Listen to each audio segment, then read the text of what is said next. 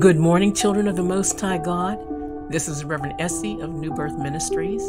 I would like to welcome you to a new day, Friday, June 16, 2023, and I'd like to read the word to you about the King of Glory, Psalms 24, verses 7, 8, 9, and 10, which says, "Lift up your heads, O ye gates, and be ye lift up, ye everlasting doors, and the King of glory shall come in."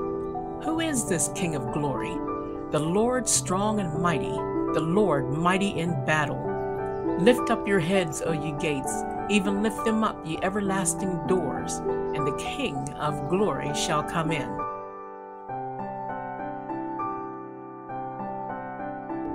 Who is this King of glory?